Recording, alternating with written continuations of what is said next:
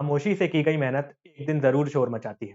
इसी के साथ शुरू करते हैं आज के सेशन की। I Prabhav Sharma welcomes you all infinity current affair live show. तो इस सेशन में हमारा जो आज वीकली हमने करंट अफेयर कवर किए थे उनका हम एक बार क्विकली रिकैप करेंगे और साथ ही साथ हमारा जो 17 ऑफ दिसंबर का करंट अफेयर है उसको भी कवर करेंगे। तो काफ़ी इंपॉर्टेंट सेशन है आपके एग्जामिनेशन के लिए। जल्दी से जल्दी हम जो पूरा एक हमारा हफ्ता था उसका हम रिकैप लेने की कोशिश करेंगे। तो चलिए शुरू करते हैं आज के सेशन की। पहले हम 17 ऑफ दिसंबर का करंट करंट अफेयर कवर करते हैं और उसके बाद हम जो पिछला हमारा वीक था उसको पूरा रिकैप करेंगे। तो सबसे पहले Iran remove from UN commission on the status of women. तो ईरान को यूएन कमीशन से रिमूव कर दिया गया है स्टेटस ऑफ वुमेन पे। In an unprecedented move, Iran has been expelled from the United Nations Commission on the Status of Women in the vote on which India abstained. The US proposal at the UN Economic and Social Council to remove Iran from the panel received 29 votes. तो Iran को remove करने के लिए total 29 votes थे, while there were 8 votes against it और 16 abstention in the 54 member elected body। तो जो 54 elected members की बॉडी थी उसमें से 29 जो मेंबर्स थे उन्होंने वोट किया ईरान को रिमूव करने के लिए। 8 मेंबर्स ने अपोज किया ईरान को रिमूव करने से और इसके साथ जो 16 मेंबर्स थे उन्होंने वोट ही नहीं दिया और उनमें से इंडिया भी एक था। तो ईरान को जो है यूएन कमीशन से रिमूव कर दिया गया है। काफी इंपॉर्टेंट करंट अफेयर है आपके एग्जामिनेशन जो अपकमिंग एग्जामिनेशन हैं उनके लिए। India successfully carries out trial of nuclear capable अग्नि 5 मिसाइल। तो एक काफी अच्छी खबर है कि इंडिया ने जो उनकी अग्नि 5 मिसाइल थी, न्यूक्लियर केपेबल मिसाइल है जो कि उसका जो ट्रायल है वो सक्सेसफुली कंप्लीट कर लिया है। India has successfully conducted night trials of nuclear capable ballistic missile अग्नि 5। तो ये जो मिसाइल है न्यूक्लियर केपेबल है इसलिए काफी एक अच्छी खबर है। Capable of striking target at a range more than 5000 kilometre. तो 5000 दूर तक की जो रेंज टारगेट्स होंगे उनको ये मिसाइल हिट कर सकती है और इसकी जो डिग्री ऑफ एक्यूरेसी है यानी कि काफी अच्छा प्रिसीजन है इस मिसाइल का। The missile test firing was conducted from APJ Abdul Kalam Island off the Odisha coast. This was the latest test in अगली मिसाइल सीरीज। तो अभी ये सबसे लेटेस्ट टेस्ट है। कहां से किया गया ये टेस्ट? तो ये एपीजे अब्दुल कलाम आइलैंड जो कि ओडिशा में है वहां से किया गया। According to defense sources, the test was carried out to validate new technologies and equipment on the missiles that are now lighter than before। तो ये जो अभी मिसाइल्स का टेस्टिंग चल रही है ये पहले की मिसाइल से काफी हल्की है। Tokyo make solar panels mandatory for new homes build after 2025। तो टोक्यो ने जो नए घर बनेंगे 2025 के बाद से उनमें जो सोलर पैनल है उसको मैंडेटरी कर दिया है। तो Japanese capital local assembly passed a new regulation which stated that all new houses in Tokyo built up large scale home builder after April 2025 must install solar power panel to cut household carbon emission. तो घरों से जो carbon emission निकलता है उसको कम करने के लिए जापान ने ये कदम उठाया है। जो उसका जापान का कैपिटल है टोक्यो, अब 2025 के बाद से जो भी वहां पे घर बनेंगे उसमें सोलर पैनल होना आवश्यक है, मैंडेटरी है। Tata steel officially partnered FIH mains world cup 2023। तो जो एफआईएच मेंस वर्ल्ड कप है यानी कि हॉकी वर्ल्ड कप जो होगा 2023 में उसमें टाटा स्टील जो है वो ऑफिशियली पार्टनर्ड करेगा। Tata Steel has contributed in strengthening the national sport of India through various top-notch high-performance residential hockey training facilities, international coaches, neutralists, and mental and physical trainers. The journey started with Naval Tata Hockey Academy, which was founded in year 2017 as a state-of-art facility.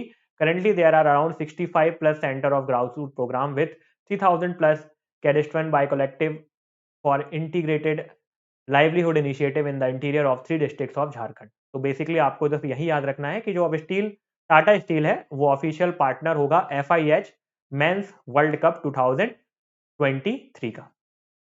आप मुझे comment करके बताइएगा जो FIH mains world cup 2023 होने वाला है वो कहां पे होने वाला है।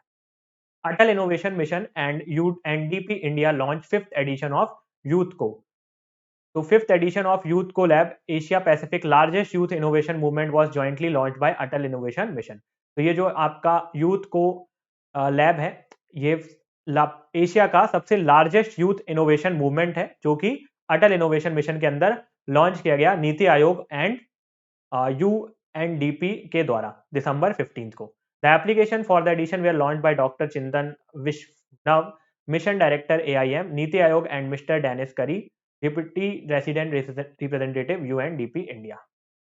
So Atal Innovation Mission along with UNDP India are driving the movement through the 5th edition of Youth Collab India and have been supporting young social entrepreneurs who can powerful force in leading social changes and furthering the implementation of SDGs target action.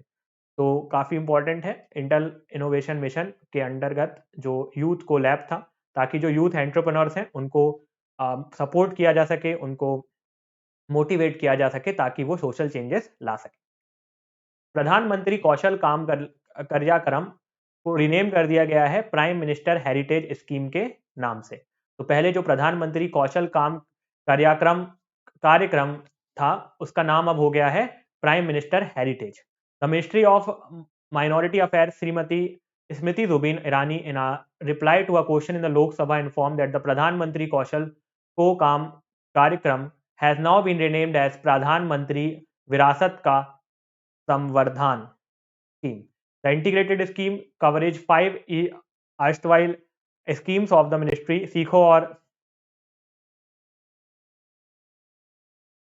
सीखो और कमाओ, उस्ताद, हमारी धरोहर, Nai Roshni and नई मंजिल। तो ये जो इंटीग्रेटेड स्कीम है, इसमें 5 स्कीम, ये जो स्कीम आती है जो PMKKK होगी, जिसका नाम पहले PMKK था, अब उसका नाम बदलकर PM विकास कर दिया गया है, जिसका पूरा फुल फॉर्म क्या हो जाएगा, प्रधानमंत्री विरासत का संवर्धन।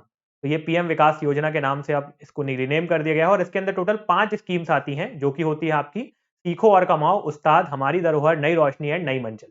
तो इंपॉर्टेंट है, आपके एग्जामिनेशन में डेफिनेटली ये पूछा जाएगा कि प्रधानमंत्री कौशल काम कार्यक्रम को जो नाम बदल कर किया गया है वो क्या कर दिया गया है, तो पीएम विकास, जिसका फुल फॉर्म क्या है, प्रधानमंत्री विरासत का संवर्धन। India received Rafale 36 and the last aircraft from France. तो इंडिया को जो लास्ट एयरक्राफ्ट था रफाल का, उसकी डिलीवरी हो गई है।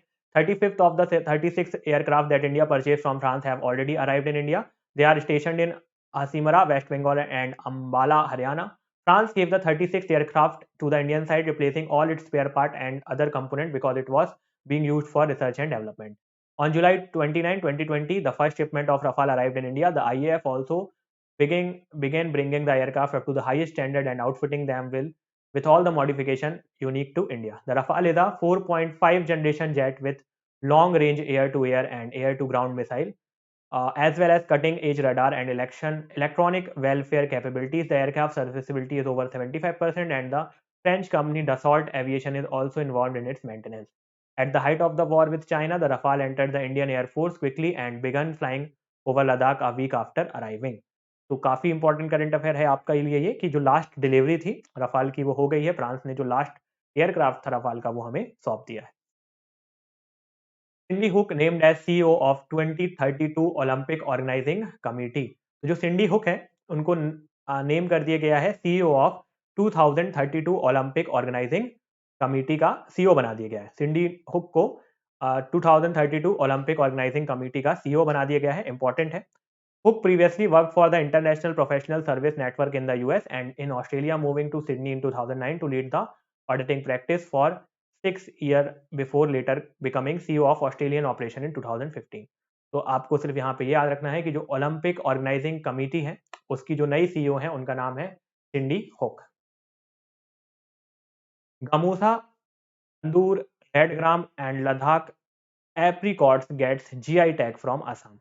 तो जो गामोसा है, तंदूर, रेडग्राम एंड लद्दाख को जीआई टैग मिल गया है, काफ़ी इंपॉर्टेंट है और एग्जामिनेशन में भी काफ़ी पूछा जाता है जीआई टैग्स के बारे में। तो जो गामोसा, तंदूर, रेडग्राम एंड लद्दाख के जो एप्रिकॉट्स होते हैं उनको जीआई टैग मिल गया है। तो overall number of GI tag has reached 432 according to a statement made on Wednesday by ministry of business and industry. तो अब जो टोटल जीआई टैग हो गए इंडिया में वो 432 हो गए हैं। The government approved spending of rupees 75 crore for 3 years for GI promotion and awareness program supporting the promotion of GIS. विजय दिवस celebrated in India mark victory of Bangladesh liberation war. तो विजय दिवस इंडिया में सेलिब्रेट किया गया ताकि जो Bangladesh mark victory of Bangladesh liberation war जो थी, मतलब जो बांग्लादेश लिबरेशन वॉर की विक्ट्री थी, उसको सेलिब्रेट करने के लिए। Nation celebrate Vijay Diwas to commemorate India's victory over Pakistan in the 1971 Bangladesh liberation war. तो बांग्लादेश की लिबरेशन वॉर थी जिसमें पाकिस्तान को हराया गया था, तो उस वॉर की विक्ट्री को सेलिब्रेट करने के लिए विजय दिवस मनाया गया। On this day the heroes who sacrifice their lives were remembered and tributes are paid to them. On 16 December 1971, the chief of the Pakistani force, General Amir Abdullah Khan Naizi, along with 93,000 troops, surrendered unconditionally to the Allied forces led by Lieutenant General Jagjit Singh Arora in Dhaka after their defeat. New York, Singapore, most expensive cities, list of top universities and tuition fees. तो अगर हम New York और Singapore की बात करें तो वो सबसे एक्सपेंसिव सिटीज हैं अगर टॉप यूनिवर्सिटीज और ट्यूशन फीस की हम बात करें तो। न्यूयॉर्क और Singapore are the most expensive cities in the work according to economic intelligence unit worldwide cost of living index for this year. Some Indian students are interested in attending these cities for higher education. Here are a list of some of the well-known universities and institutions in these pricey cities. So for many students pursuing higher education in New York and long been a dream since student will be exposed to the rich culture of the way of life of Big Apple while studying there, which will open up various job prospects. Ivy League institution like, तो ये आप ध्यान रख सकते हैं कि New York और Singapore जो है वो काफी एक्सपेंसिव सिटीज हैं ट्यूशन फीस और यूनिवर्सिटीज के मामले में। US first bank note with women signature. तो यूएस ने पहला बैंक नोट प्रिंट किया वुमेन सिग्नेचर के साथ। तो ये भी काफी इंपॉर्टेंट है आपके लिए कि US print first bank note with women signature. और legendary PT Usha elected as first women president of India Olympic association. तो जो लेजेंडरी पीटी उषा थी वो पहली वुमेन प्रेसिडेंट बन गई हैं इंडियन ओलंपिक एसोसिएशन की। काफी एक जानी मानी एथलीट्स हैं और जो 1984 का लॉस एंजलिस ओलंपिक था उसमें ये फोर्थ आए थे 400 मीटर हर्डल फाइनल में। Jos Buttler and Sidra Amin named as ICC player of the month. जो जॉस बटलर हैं और साइदरा आमीन हैं उनको ICC player of the month मिला नवंबर मंथ के लिए। के अलावा अगर आप दूसरे भी चाहें तो आप देख सकते हैं वुमेन और अलग वो भी बता सकते हैं।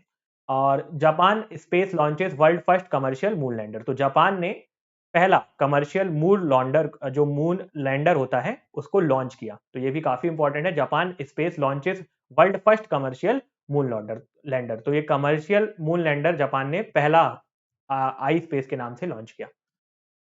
First G20 central bank deputies meet in Bangalore under India presidency. तो जो पहला G20 सेंट्रल बैंक का मीट था, सेंट्रल बैंक डिप्यूटीज का मीट था, वो बैंगलोर में हुआ under G20 under India presidency. India China troop clash along LAC in Tawang region. India और चाइना के बीच हाल ही में झड़प हुई थी तांगवान रीजन में अरुणाचल प्रदेश में।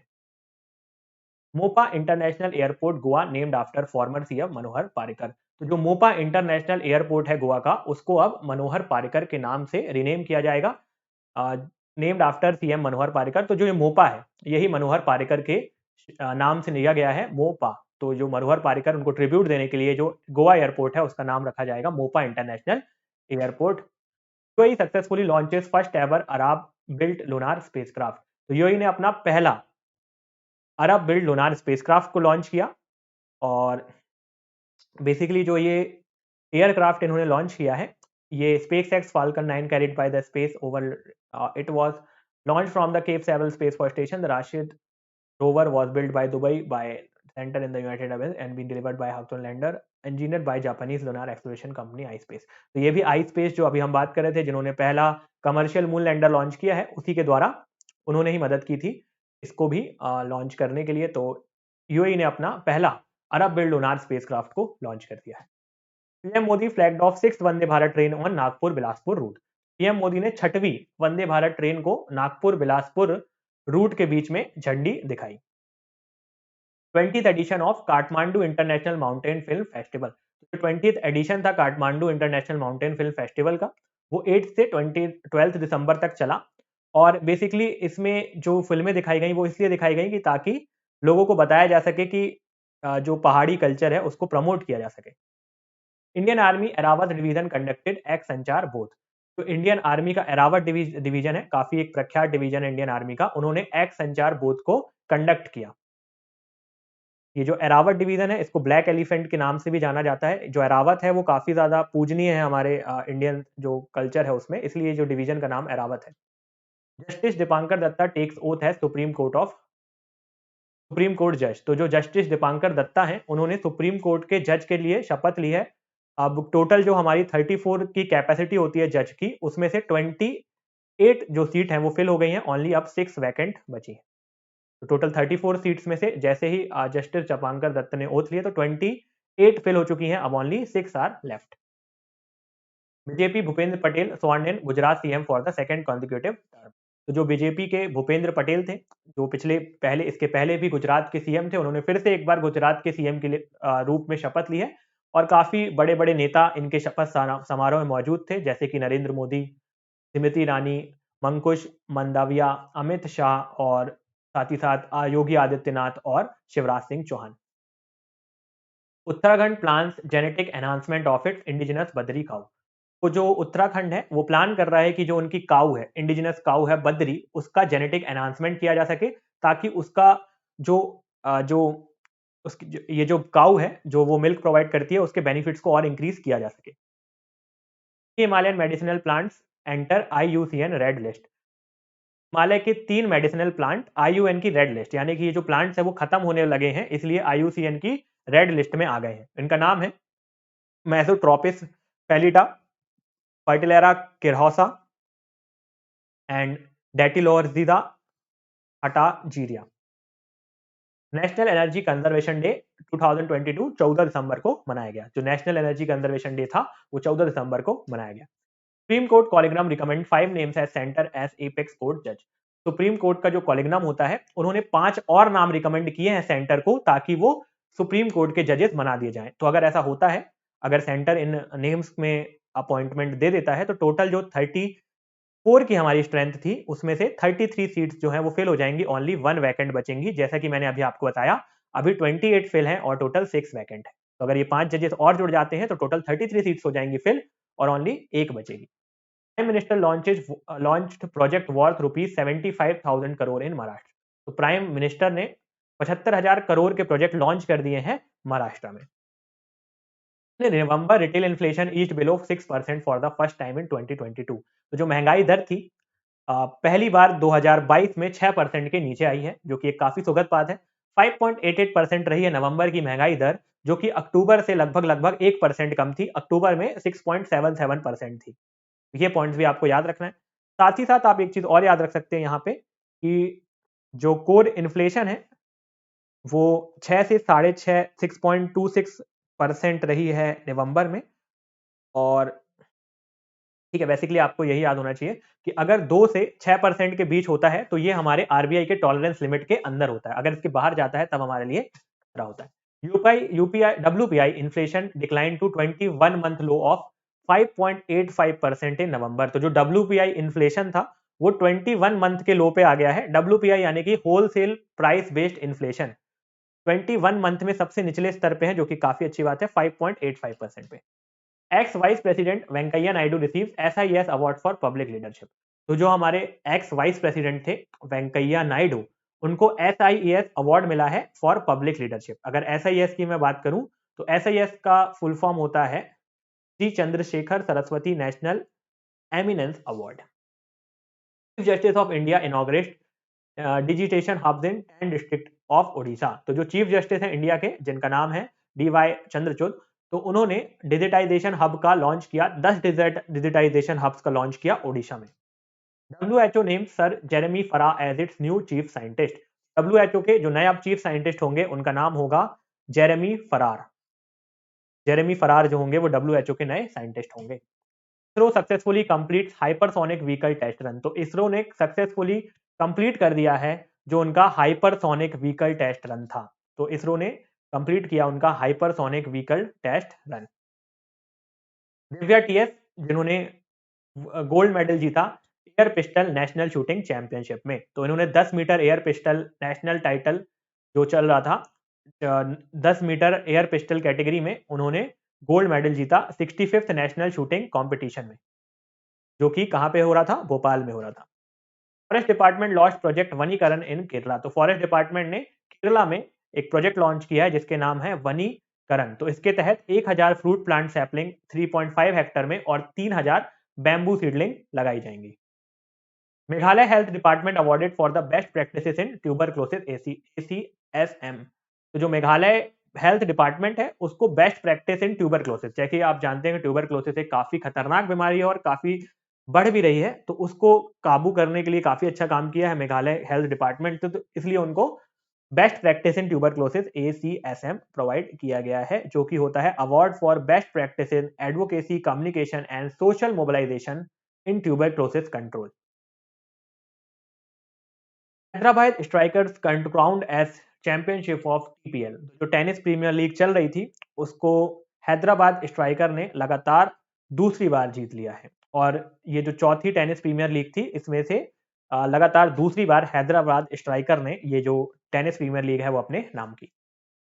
Poland only cosmonaut Jan Miroslaw Hermaszewski passes away. तो जो पोलैंड के एक लौते कॉस्मोनॉट थे जो स्पेस में गए हुए थे, उनका हाल ही में निधन हो गया, जिनका नाम था जैन मिरोस्लाव हरमज़वेस्की। तो ये भी आपको याद रखना है। Russia replaces Iraq as top oil supplier in India in November 2022। तो रशिया जो है अब वो हमारा टॉप ऑयल सप्लायर बन गया है इराक को पछाड़ते हुए 2022 में। Spice jet awarded safety performer of the year award bye GMR Delhi airport.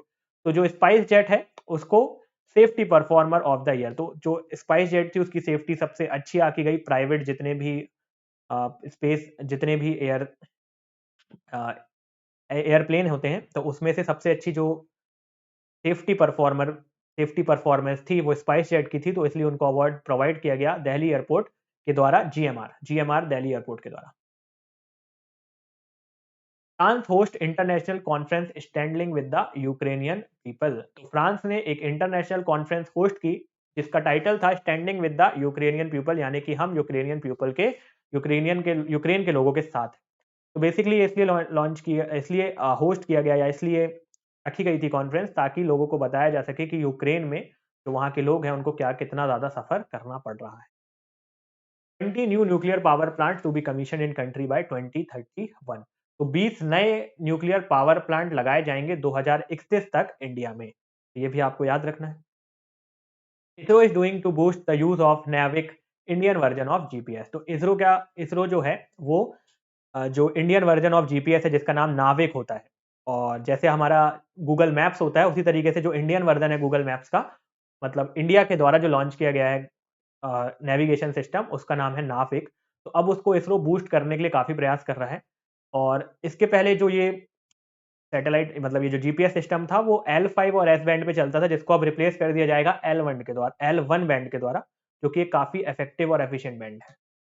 8th Indian international science festival 2022 to be held in Bhopal. तो जो 8वां इंटरनेशनल साइंस फेस्टिवल था वो 2022 का वो भोपाल में हेल्ड किया जाएगा। Tamil Nadu CM Stalin inaugurate statue of महाकवि सुब्रमण्यम भरतैयर। तो तमिलनाडु के जो CM हैं उन्होंने इनॉग्रेट किया स्टैचू ऑफ महाकवि सुब्रमण्यम भरतैयर। तो ये पॉइंट भी आप याद रख सकते हैं। HDFC bank partners with startup India for परिवर्तन स्टार्टअप ग्रांट्स। तो जो HDFC बैंक है वो पार्टनर कर रहा है स्टार्टअप इंडिया के साथ ताकि वो परिवर्तन स्टार्टअप ग्रांट्स प्रोवाइड कर सके। बेसिकली ये जो स्टार्टअप हैं उनको ग्रांट्स प्रोवाइड करने का काम करेगा HDFC बैंक। अभी तक उन्होंने 30 करोड़ 45 से ज़्यादा इंक्यूबेटर्स को प्रोवाइड कर चुके हैं।